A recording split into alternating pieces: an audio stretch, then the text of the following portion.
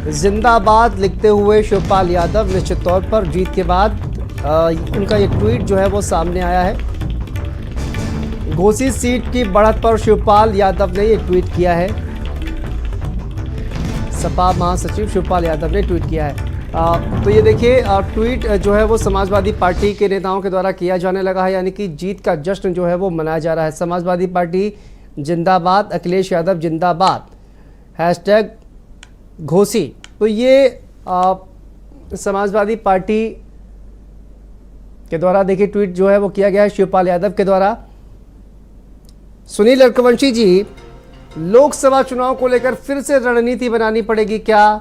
क्योंकि विधानसभा चुनाव में कहीं ना कहीं जो आपकी पार्टी है उसकी रणनीति तो काम करते हुए नजर नहीं आ रही है। सुनील जी, नहीं देखिए, हमने पहले ही कहा है चुनाव से लेकर भी प्रक्रिया रह गई है, उसको लेकर हम लोग समीक्षा करने का काम करेंगे और इसको पूरी मेहनत से कार्य करने का काम किया। अब जो जनादेश आया है उसका भी हम सम्मान करने का काम करेंगे, मगर जो कमी रह गई उसकी समीक्षा के बाद हम लोग पूरा करेंगे और मजबूती से 2024 का भी चुनाव लड़ने का काम करेंगे। आपकी आवाज नहीं आ पा रही है। चुनाव नहीं, आवाज आ रही मेरी? चलिए सुनील जी, मैं आऊँगा आपके पास, लेकिन आपकी आवाज़ नहीं आ पा रही है। वापस आता हूँ आपके पास। कृष्ण मोहन पांडे जी, एक बार फिर से कहा जाए कि हालांकि मुझे ऐसा लगता है कि देखिए लोकसभा चुनाव, जैसा कि रजा रिजवी साहब ने भी कहा कि जो ये चुनाव है बिल्कुल अलग है और लोकसभा चुनाव के जो मुद्दे हैं वो अलग होंगे। अभी हम देखेंगे स्पेशल सेशन में कई ऐसे मुद्दे जो है वो सामने आएंगे जिसमें कहा जाए कि एक टोन जो है वो 2024 के लोकसभा चुनाव के लिए तैयार होगा। लेकिन जिस तरह से धारा 370 और राम मंदिर, यूनिफॉर्म सिविल कोड, ये वो तमाम मुद्दे होंगे जो लोकसभा चुनाव में मुझे लगता है हावी रहने वाले हैं। ऐसे में समाजवादी पार्टी के लिए भी कहीं ना कहीं चुनौती होगी। लेकिन भारतीय जनता पार्टी इन्हीं मुद्दों पर, क्योंकि अपनी पिच पर बैटिंग करना सभी को अच्छा लगता है, भारतीय जनता पार्टी निश्चित तौर पर इन्हीं मुद्दों पर चुनाव लड़ना चाहेगी। तो क्या जिसके बाद विधानसभा जो उपचुनाव हुआ है, ये तो कहा जा रहा है कि देखिए दारा सिंह चौहान के खिलाफ गुस्सा भी था, जैसा कि आपने सुना। अभी हमारे स्टेट हेड वीरेंद्र सिंह जी ने भी बताया कि दारा सिंह के खिलाफ गुस्सा था।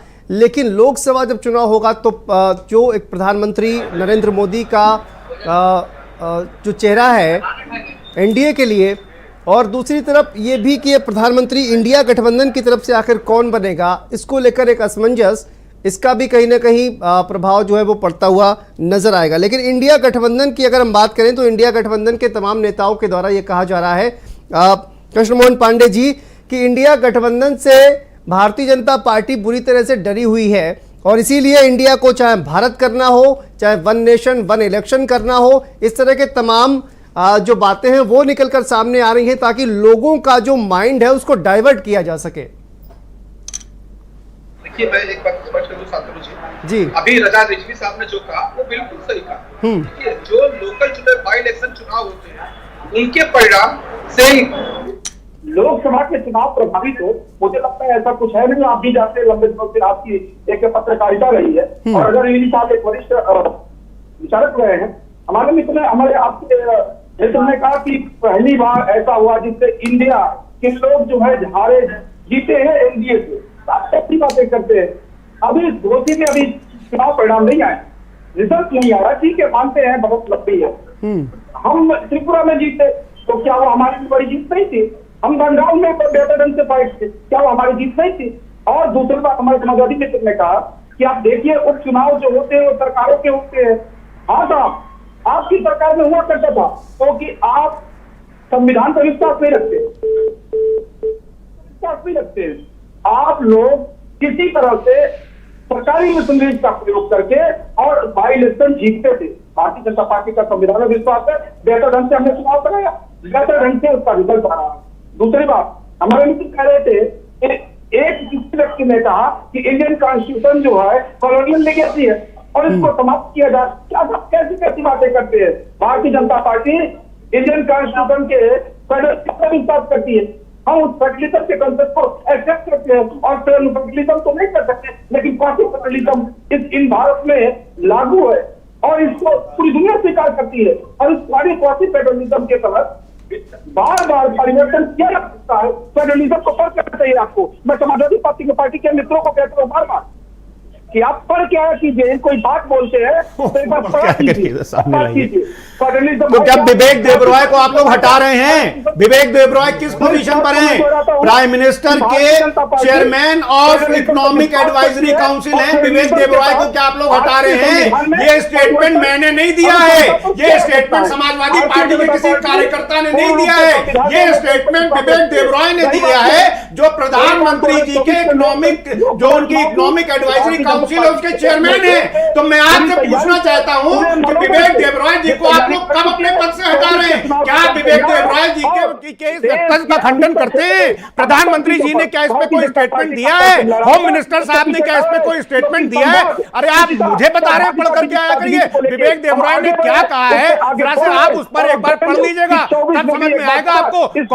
भारत के कॉन्स्टिट्यूशन को आजादी के बाद से इतिहास गवाह है, रिटन है, डॉक्यूमेंटेड है कि भारतीय जनता पार्टी और आरएसएस ने ना कभी भारतीय संविधान को माना और ना ये लोग मान रहे हैं। लौह पुरुष सरदार वल्लभ भाई पटेल ने गोलवारकर और आरएसएस से कहा था कि भारत के संविधान को आपको मानना पड़ेगा, क्योंकि गोलवारकर जी ने बोला था कि भारत के संविधान में भारत की आत्मा नहीं बसती है। भारतीय जनता पार्टी ना तो आजादी के बाद जब से कॉन्स्टिट्यूशन आया तब मानती थी, ना आज मान रही है। विवेक देबरॉय जी का जो स्टेटमेंट है वो इस बात की पुष्टि करता है।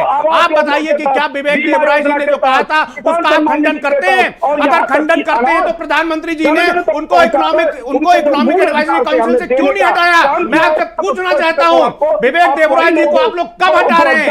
आप लोग टीवी चैनल पर आकर के बैठ करके संविधान की दुहाई देते हैं और आज के सीनियर अधिकारी है उस संविधान को चेंज करने की बात करते हैं, संविधान को बदल करने की बात करते हैं। ठीक है कृष्णमोहन पांडे जी बेहतर साधन नहीं है और वितरण का भारतीय जनता पार्टी। ठीक है कृष्णमोहन पांडे जी, सर मैं वापस आता हूं आपके पास, मैं वापस आऊंगा। हम चोरी में विश्वास नहीं रखते। ठीक है सुनील जी एक बार फिर से हमारे साथ जुड़ गए हैं। सुनील जी ठीक है सुनील जी, लोकसभा चुनाव में किस तरह से स्ट्रेटजी बनाइएगा, क्योंकि ये जो स्ट्रेटजी है वो तो कहीं ना कहीं अब कमजोर नजर आ रही है। बाकी जो वोटर कहीं ना कहीं छिटक गए हैं उन्हें कैसे जोड़ेंगे, और क्या लोकसभा चुनाव में प्रधानमंत्री नरेंद्र मोदी जी के चेहरे के दम पर ही सिर्फ कहा जाए कि वोट हासिल करने का इरादा है एनडीए का, या फिर कुछ रणनीति उसके लिए बनाई जा रही है?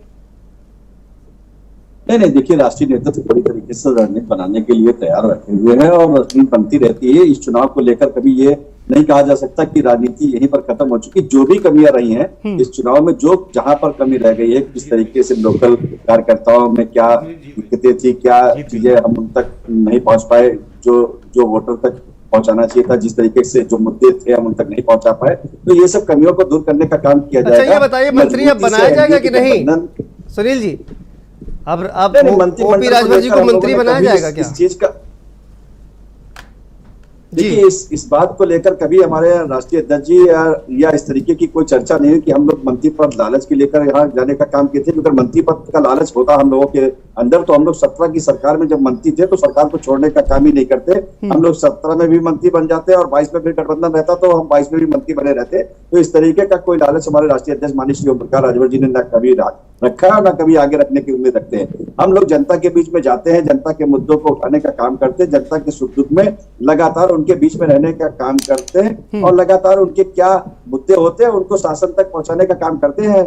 जो विधानसभा में हमको क्या उनकी मांगे उठानी है, इन सब को लेकर हमारे नेता लगातार जनता के बीच में रहते हैं। इस चुनाव को हारने से हमारा यहाँ कोई राजनीतिक करियर नहीं खत्म होने वाला, ना ही कोई राजनीतिक की ही आज खत्म हो जाएगी। आगे चुनाव जितने आएंगे उन चुनावों को भी गठबंधन जो है पूरी तरीके से मजबूत लड़ने का ठीक है। मैं वापस आता हूँ। इस बीच देखिए बड़ी खबर सामने आ रही है। अखिलेश यादव ने ट्वीट किया है और अखिलेश यादव ने सुधाकर सिंह को बधाई दी है। उन्होंने कहा इंडिया गठबंधन के प्रत्याशी को जिताने के लिए घोसी की जनता को बधाई और घोसी के सुनहरे भविष्य की शुभकामनाएं। तो ये बड़ी जानकारी आपको बता दें, अखिलेश यादव ने जीत की बधाई दे दी है। इंडिया गठबंधन प्रत्याशी को जिताया गया, ये बड़ी खबर आपको बता दें। सपा अध्यक्ष अखिलेश यादव ने इसको लेकर ट्वीट किया है। लखनऊ से बड़ी जानकारी आपको बता दें, अखिलेश यादव ने सुधाकर सिंह को बधाई दी है। घोसी की जनता और सुधाकर सिंह को अनंत बधाई उनकी तरफ से ट्वीट किया गया है। घोसी के सुनहरे भविष्य की शुभकामनाएं।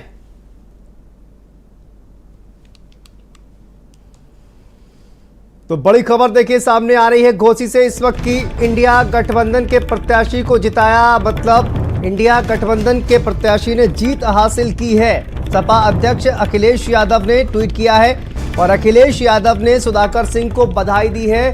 उन्होंने लिखा, घोसी के सुनहरे भविष्य की शुभकामनाएं और घोसी की जनता की बड़ी सोच की जीत हुई है। घोसी ने इंडिया गठबंधन के प्रत्याशी को जिताया। सपा अध्यक्ष अखिलेश यादव का ये ट्वीट सामने आया है। घोसी उपचुनाव पर अखिलेश यादव का ये ट्वीट जो है वो सामने आया है। देखिए अखिलेश यादव ने लंबा चौड़ा ट्वीट किया है और जिस तरह से घोसी के सुनहरे भविष्य की शुभकामनाएं अखिलेश यादव की तरफ से कहा गया। घोसी उपचुनाव को लेकर ये बड़ी अपडेट सामने आ रही है। इंडिया गठबंधन के प्रत्याशी को जिताया घोसी की जनता ने, घोसी की जनता का धन्यवाद। अखिलेश यादव की तरफ से ये ट्वीट किया गया है, यानी कि इंडिया गठबंधन के प्रत्याशी ने जीत हासिल की है, क्योंकि अखिलेश यादव की तरफ से बधाई दी गई है सुधाकर सिंह को। ये जानकारी इस वक्त सामने आ रही है और हम देखिए ट्वीट आपको दिखा रहे हैं। अखिलेश यादव की तरफ से ये ट्वीट किया गया है और उन्होंने बधाई दी है। समाजवादी पार्टी के जो प्रत्याशी हैं अखिलेश यादव ने सुधाकर सिंह को बधाई दी है।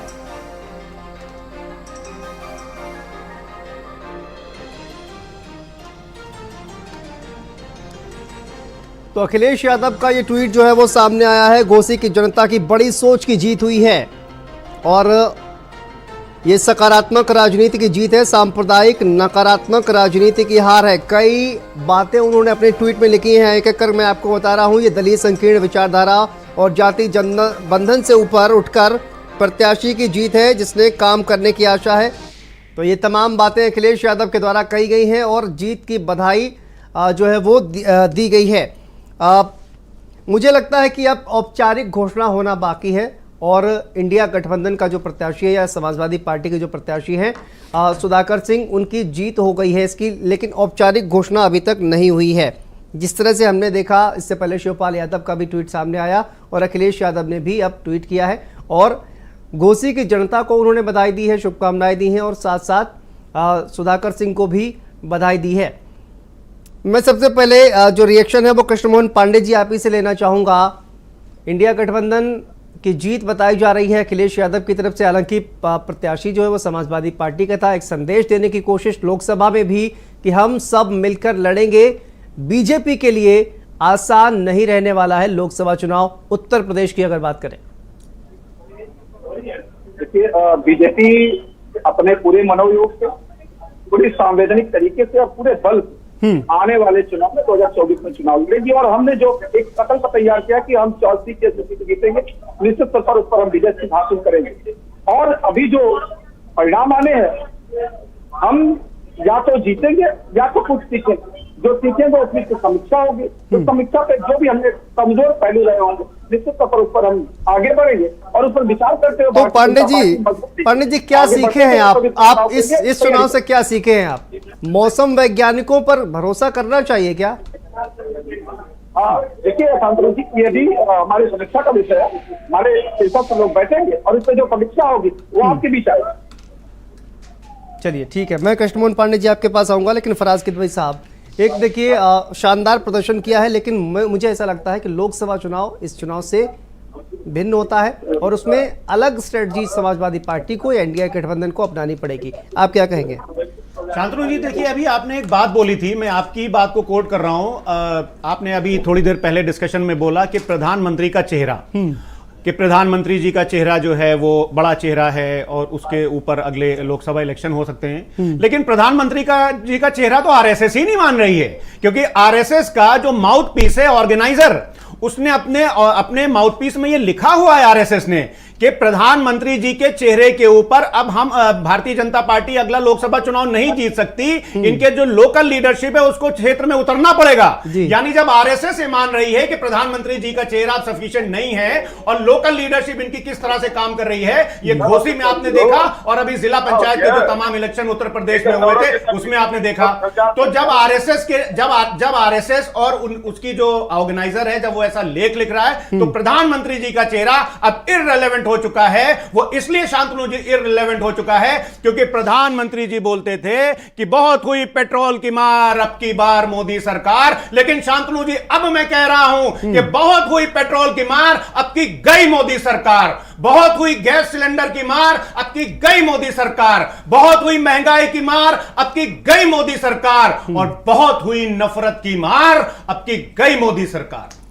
लोकसभा चुनाव की तैयारियों के लिए अब देखा नहीं आपने, दिल्ली में देखिए किस तरह से G20 सम्मेलन जो है वो किया जा रहा है, उसको कितना भव्य तरीके से आयोजित किया जा रहा है, ब्रांडिंग की जा रही है हिंदुस्तान की, भारत की, इंडिया की, जो भी आप कहना चाहें, जिस नाम से भी संबोधित करना चाहें, लेकिन इसका कहीं ना कहीं प्रभाव फराज जी मुझे लगता है कि लोकसभा चुनाव में निश्चित तौर पर पड़ने वाला है। शांतनु जी बिल्कुल मैं आपकी बात मानता हूं। ब्रांडिंग, ये भारतीय जनता पार्टी शांतनु जी नहीं है बीजेपी। बी का मतलब ब्रांडिंग जनता पार्टी। आप क्या बात कर रहे हैं कि जिस तरह से प्रधानमंत्री जी ब्रांडिंग करते हैं अपनी, जिस तरह से ये अपनी मार्केटिंग करते हैं, अरे मुझे तो लगता है कि फिलिप कॉटलर जिन्होंने जो फादर ऑफ मार्केटिंग कहे जाते थे, जिन्होंने मार्केटिंग के ऊपर बड़ी बड़ी किताबें लिखी, मुझे तो लगता है कि यह प्रधानमंत्री जी को वो लिखना चाहिए। और दिल्ली की आप बात कर रहे हैं, अरे जहां G20 हो रहा है उसी दिल्ली में जनता के जनादेश का अपमान इन्होंने अध्यादेश को ला करके किया है।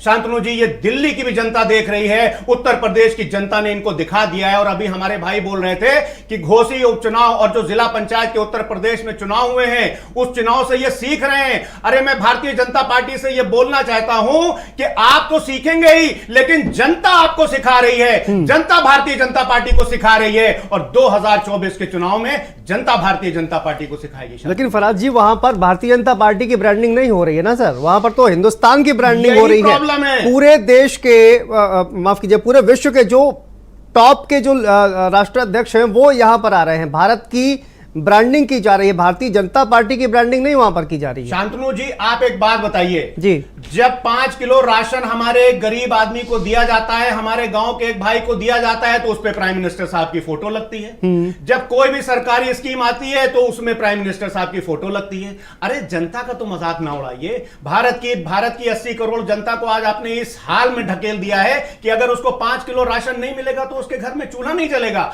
आप अभी बात कर रहे हैं, जब बात हो रही है ब्रांडिंग और मार्केटिंग की, तो एक बात और हो जाए शांतनु जी। उज्ज्वला योजना प्रधानमंत्री जी ने लागू की, बहुत अच्छी बात है, लागू की, उसकी बड़ी ब्रांडिंग और बड़ी मार्केटिंग हुई। लेकिन आज आपको पता है कि उसी उज्ज्वला योजना में जितने गैस सिलेंडर दिए गए, उसमें 25% ऐसी गृहिणियां हैं जिनको गैस सिलेंडर दिए गए कि उन्होंने साल भर में या तो सिलेंडर भरवा नहीं पाई या मात्र एक बार बढ़ाया। अरे आपने एक बार उज्ज्वला योजना लॉन्च की, उसके बाद में उनकी कोई सुध ही नहीं ली कि वो गैस सिलेंडर बेचारी महिला भरा पा रही है कि नहीं भरा पा रही है। देखिए, ये भारतीय जनता पार्टी, ये जुमलों की सरकार है। अभी आपने जैसे बोला ब्रांडिंग कर रहे हैं, ये ब्रांडिंग जनता पार्टी है, जनता सब देख रही है। आने वाले 2024 के लोकसभा चुनाव में इनको करारा जवाब दिया जाएगा, जनता इनको सबक सिखाएगी। और आप एक बात और देखिए कि जिस तरह से भारतीय जनता पार्टी जब से 2014 से सरकार इसने बनाई है, तब से महंगाई कहां पे जा रही है। अच्छा, एक तो हम बड़ा ग्लोबल एक मैक्रो स्टेटमेंट दे देते हैं कि महंगाई साहब बढ़ रही है, लेकिन अगर हम दो चीजें देख लें कि आज की तारीख में जनता जो है वो सबसे ज्यादा जिस चीज की महंगाई से त्रस्त है, वो त्रस्त है पेट्रोल डीजल की और गैस सिलेंडर की। जब कच्चे तेल की कीमतें पीक पर थी, तब जो है वो पेट्रोल डीजल सस्ता मिल रहा था, और जब अंतरराष्ट्रीय स्तर पर जब क्रूड ऑयल की कीमतें कम हो गई, तब पेट्रोल और महंगा हो गया। वैसे गैस सिलेंडर के केस में मैं पूरी जिम्मेदारी से शांतनु जी बोलना चाहता हूं कि जो एफबीओ प्राइस थे, जब वो प्रति डॉलर पर मीट्रिक टन एफबीओ प्राइस जब पीक पर थे, तो गैस सिलेंडर हमारा सस्ता था, और आज जब लोवेस्ट हो गए हैं तो गैस सिलेंडर इतना ज्यादा महंगा हो गया है। यानी कि जो पेट्रोल की एक्साइज ड्यूटी से और डीजल की एक्साइज ड्यूटी से और गैस सिलेंडर से जो ये पैसा कमा रहे हैं, ये खाली अपने पूंजीपति दोस्तों को दे रहे हैं। क्यों? क्योंकि आप ये देखिए कि पिछले 5 सालों में 15 लाख करोड़ का कर्ज ये माफ कर चुके हैं। कितने एनपीएस इन्होंने राइट ऑफ कर दिए हैं। आज भारत में गरीब गरीब हो रहा है, अमीर अमीर हो रहा है। भारत ने 166 मिलियनियर तो बना दिए, मगर पर कैपिटा इनकम में पूरे विश्व में भारत को इन्होंने 142वें रैंक पर ढकेल दिया है। आज ये किस तरह का भारत बनाना चाह रहे हैं? आज खाली ये अमीर को अमीर कर रहे हैं शांतनु जी, और गरीब को गरीब कर रहे हैं। जनता सब देख रही है। आज हमारे किसान की आय, प्रधानमंत्री जी बोलते थे कि बिल्कुल देखिए, लेकिन इन सब बातों का निश्चित तौर पर 2024 के लोकसभा चुनाव में कहीं ना कहीं कहा जाए कि एक मुद्दा तो निश्चित तौर पर बनेगा। रजा रिजवी साहब, लोकसभा चुनाव को लेकर देखिए मुद्दे तैयार किए जाएंगे, मुद्दे क्या हो, इंडिया गठबंधन कौन से मुद्दे उठाना चाहता है।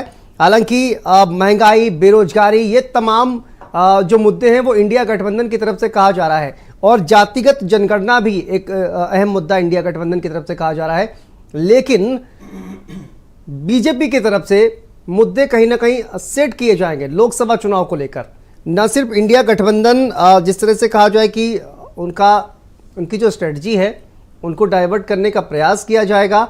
निश्चित तौर पर, जिससे हमने पहले भी देखा, इंडिया गठबंधन की बैठक हुई, वन नेशन वन इलेक्शन का एक बात जो है वो निकलकर सामने आई, भारत और इंडिया की बात निकलकर सामने आई, तो मुद्दे सेट होंगे। और अभी स्पेशल सेशन जो आने वाला है, इसके बाद शीतकालीन सत्र आएगा, तो उसमें भी जो तमाम ऐसे बड़े बड़े बिल हैं वो आ सकते हैं, जिन पर उसके बाद चर्चा जो है कहीं ना कहीं शुरू होगी, और ऐसे कई फैसले भी लिए जा सकते हैं जिनका विरोध इंडिया गठबंधन भी शायद न कर पाए। देखिए, ऐसा है कि इंडिया गठबंधन चुनाव में 2024 में जब जाएगा तो उसके जो चीज़ें हैं वो लगभग खुली हुई है जी। वो खुली हुई है कि वो महंगाई पे जाएगी, बेरोजगारी पे जाएगी जी। आप अपनी बात पूरी करिए रजा रिजवी साहब, लेकिन तस्वीरें देखिए, हम अपने दर्शकों को दिखा रहे हैं जहां पर जीत के बाद अब समाजवादी पार्टी के जो कार्यकर्ता हैं वो जश्न मनाते हुए नजर आ रहे हैं। जी रजा रिजवी साहब, तो इसके इंडिया गठबंधन के जो है वो चीज़ बिल्कुल खुली हुई है कि चुनाव में जाके वो क्या कहेंगे। बेरोजगारी की बात करेंगे, गैस सिलेंडर की बात करेंगे, पेट्रोल डीजल की बात करेंगे, ये सब अपनी लाएंगे कि साहब देश के अंदर ये है, और वोटर को लुभाएंगे वो। भारतीय जनता पार्टी का 2024 का चुनाव का अभी बहुत अच्छे तरीके से वो आम जनता में जब जाती है भारतीय जनता पार्टी, तो बहुत रेस के साथ जाती है जी। और उस रेस के साथ जाती है, उस रेस में जाते जाते अपना वो पूरा परिश्रम रहते हुए काम करती हुई चली जाती है। अब जैसे 18 से 22 जो है वो लोकसभा चलनी है, उस लोकसभा में क्या चीज़ निकल के आनी है, ये भी वन नेशन और वन इलेक्शन तो जान गए सब, लेकिन आप क्या समझते हैं कि 5 दिन का जो सेशन चलेगा, उस सेशन में क्या एक ही चीज़ बात होगी 5 दिन? ऐसा नहीं है कि 5 दिन वही बात होगी। तो इसमें कहीं ना कहीं कोई ऐसी चीज़ें हैं जो इलेक्शन में ला करके आम जनता को भारतीय जनता पार्टी अपने तरफ प्रभावित करेगी और वो उसको वोट में कैश करेगी। भारतीय जनता पार्टी जल्दी सत्ता छोड़ने वाली नहीं है, वो आम जनता के बीच में घुसेगी, घुस के वोट को अच्छी तरीके से लेने की कोशिश करेगी और आम जनता की दिल जीतने की कोशिश करेगी। अभी जो ये चुनाव हुआ है घोषी का, इसमें आप देखिए कितनी अच्छी बात निकल के आई है कि अब विपक्ष न तो ईवीएम के बारे में कहेगा कि ईवीएम की फिटिंग हो गई, न विपक्ष ये कहेगा कि सरकारी मशीनरी का दुरुपयोग है, न तो विपक्ष ये कहेगा कि भाई रामपुर और आजमगढ़ में कहते थे कि साहब जो मुस्लिम एरिया है वहां पुलिस डंडा पटकती है और डरवा देती है।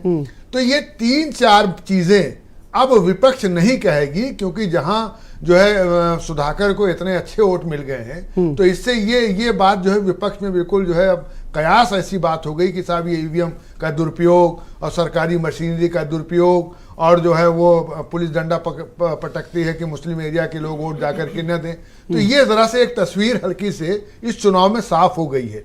एक छोटा सा जवाब फराज साहब, अब ईवीएम और सरकारी मशीनरी इसका दुरुपयोग, उसके बाद में वापस बाकी मेहमानों के पास जाता हूँ। जी देखिए, मैं रजा साहब की कुछ बात से मुत्तफिक नहीं हूँ। वो इसलिए कि भारतीय जनता पार्टी प्रशासन का दुरुपयोग तो हर स्तर पर करने की इस बार भी कोशिश की। हम लोगों, बहुत सारे लोगों से हम लोग घोसी में बात कर रहे थे, अक्सर ये देखा गया कि पुलिस प्रशासन जो है जा करके डराती थी, धमकाती थी। लेकिन इस बार मैंने आपसे शांतनु जी पहले भी बोला कि जनता ने ही पहले से ही मूड बना लिया था कि अगर ये किसी भी एक रास्ते से अगर जनता जा रही है वोट डालने, वहां पर अगर पुलिस प्रशासन परेशान कर रही है, तो जनता ने दूसरे रास्ते को अपनाने की कोशिश की।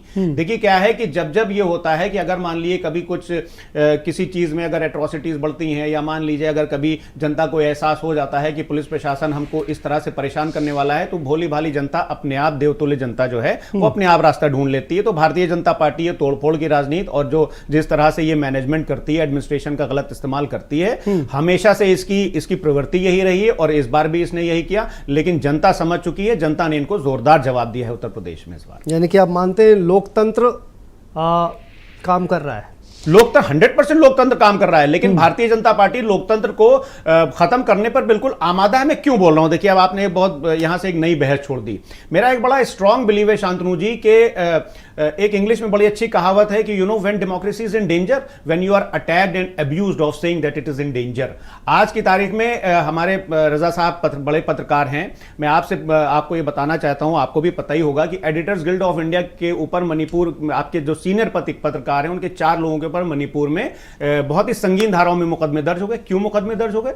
अरे वहां की जो ऑर्गेनाइजेशंस थी, और if I am not wrong, मेरे पास अनकंफर्म्ड, मैंने कहीं शायद पढ़ा है कि वहां पे तो आर्मी ने भी एडिटर गिल्ड ऑफ इंडिया से बोला था कि आप यहां पर आकर के अपनी रिपोर्टिंग करिए, क्योंकि जो एक्चुअल पिक्चर है वो निकल नहीं पा रही है। और जब एडिटर गिल्ड ऑफ इंडिया ने वहां पर रिपोर्टिंग की और सही पिक्चर दिखाई, तो भारतीय जनता पार्टी के उस निकम्मे मुख्यमंत्री ने जो मणिपुर में बैठा हुआ है, उसने उनके ऊपर चार पत्रकारों के ऊपर, एडिटर्स गिल्ड ऑफ इंडिया के 4 सीनियर पत्रकारों के ऊपर संगीन धाराओं में मुकदमे दर्ज कर दिए गए। तो ये कहां से, ये लोग तो जनता लोकतंत्र चला रही है शांतनु जी, आप लोकतंत्र चला रहे हैं मीडिया में बैठ करके, विपक्ष लोकतंत्र चला रही है, लेकिन भारतीय जनता पार्टी पूरी तरह से भारतीय लोकतंत्र ठीक है। कृष्णमोहन पांडे जी, ठीक है, मैं कृष्णमोहन पांडे जी से जवाब ले लूंगा। कृष्णमोहन पांडे जी, देखिए लगातार इस तरह के आरोप जो है वो लगाए जा रहे हैं कि भारतीय जनता पार्टी लोकतंत्र को खत्म कर रही है, लेकिन हमने देखा पिछला उपचुनाव हो, चुनावों में समाजवादी पार्टी ने बम्पर जीत हासिल की, लोकसभा चुनाव मैनपुरी का हमने देखा, और इसके बाद देखिए घोसी में भी चुनाव हुआ, जिला पंचायत उपचुनाव लगातार जो है वो सामने आ रहे हैं। तो अब ईवीएम पर भी, प्रशासनिक अमले पर भी सवाल जो है वो अब नहीं उठाए जा रहे हैं, हालांकि चुनाव से पहले लगातार उठाए जा रहे थे। क्या कहेंगे आप? देखिए, एक बात स्पष्ट कर दें, जब ये किसी भी चुनाव में जाते हैं जी और हारते हैं तो ईवीएम हैक हो गई, लोकतंत्र की हार हो गई। मैं 4 बार जवाब दे चुका हूं आपको इस चीज का, लेकिन आप उसी पर आपकी सुई अटकी हुई है, क्योंकि आपके पास बताने के लिए कुछ है ही नहीं। अरे कृष्णमोहन जी, मैं आपके इसी सवाल का इसी डिबेट में 4 बार जवाब दे चुका हूं। आप अपना भी टाइम वेस्ट कर रहे हो, 12 समाचार का भी वेस्ट कर रहे हैं, और 12 समाचार के लाखों करोड़ों दर्शकों का भी टाइम वेस्ट कर रहे हैं। और न्यायपालिका अब बिक चुकी होती है। ऐसे दौरे चलते लेकर जनता के बीच में जाते हैं तो जनता इनको समझती है। दूसरी बात, जनता ने आपको समझ लिया घोसी में, जनता ने 4 जिलों में समझ लिया था डीडीसी के इलेक्शन हो रहे हैं। जोड़ रहा हूँ क्योंकि अभी तक वो नेता बने नहीं है, अभी स्पष्ट नहीं होगा कि नेता कौन रहेगा जी। जब इनके नेता को गुजरात कोर्ट दंडित करती है तो कहते हैं कि जुडिशरी बिक चुकी है, नरेंद्र मोदी के हाथों में जुडिशरी है, और जब सुप्रीम कोर्ट से उनको बरी की जाते हैं, और मैं बरी नहीं कहूंगा, उनके सजा पर रोक लगाई जाती है, तो कहते हैं लोकतंत्र की जीत है। अब आपके जब पक्ष में हो तो लोकतंत्र की जीत हो जाती है, जब आप हार जाते हैं तो लोकतंत्र की हार हो जाती है। ऐसे कैसे तंत्र को लेकर जीते आप? दूसरी बात, इन्होंने कहा कि दिल्ली का जो जनादेश था उसको भारतीय जनता पार्टी ने पलट दिया। साहब, संविधान पूरा मैं इस बात को कहता हूं कि संविधान को पढ़ा कीजिए, पढ़ने में समय लगता है परंतु मजा आता है।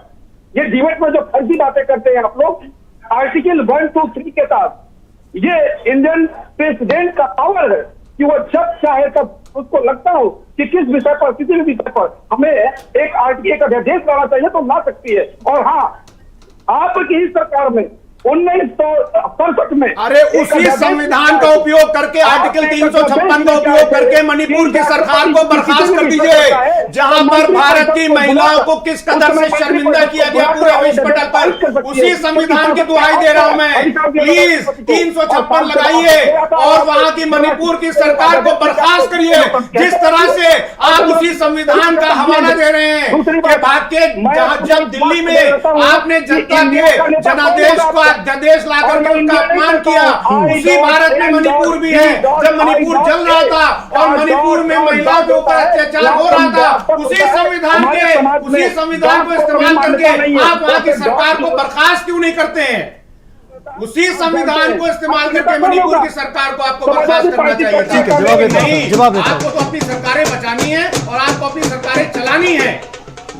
चलिए देखिए, तस्वीरें जो है वो सामने आ रही हैं, किस तरह से जश्न मनाते हुए तमाम समाजवादी पार्टी के जो कार्यकर्ता है वो नजर आ रहे हैं, और मिठाई खिलाकर एक दूसरे को देखिए बधाई देते हुए समाजवादी पार्टी के तमाम कार्यकर्ता। और ये तस्वीरें सामने आ रही हैं, देखिए जश्न मनाना शुरू कर दिया है समाजवादी पार्टी के कार्यकर्ताओं ने, जिसकी तस्वीरें सामने आ रही हैं। घोसी उपचुनाव को लेकर जिस तरह की खबर सामने आ रही है, क्योंकि लगभग निर्णायक जीत जो है वो समाजवादी पार्टी की हुई है। हालांकि औपचारिक घोषणा कितनी देर में होगी ये देखना बाकी है, लेकिन जो तस्वीरें सामने आ रही हैं, समाजवादी पार्टी के जो तमाम कार्यकर्ता हैं वो जश्न मनाते हुए नजर आ रहे हैं। वहीं पर घोसी परिणाम पर देखिए अखिलेश यादव का ट्वीट भी सामने आया है। उन्होंने घोसी की जनता को और इसके अलावा सुधाकर सिंह को भी शुभकामनाएं दी हैं, बधाई दी है।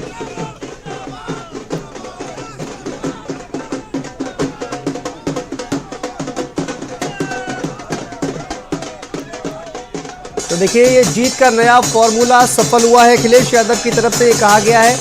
और घोसी परिणाम पर उत्साहित हैं तमाम जो कार्यकर्ता हैं समाजवादी पार्टी के। इसको लेकर अखिलेश यादव का जो ट्वीट है वो सामने आया है।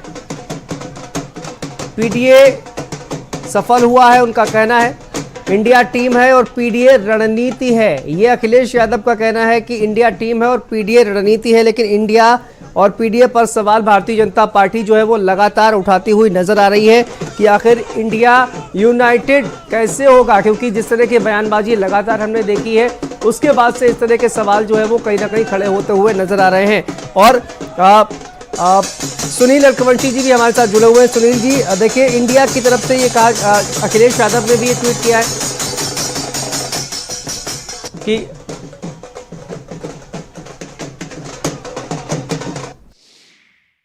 साथ बात करने के लिए मौजूद हैं समाजवादी पार्टी के वरिष्ठ नेता हैं स्वामी प्रसाद महोदया। लगातार जब से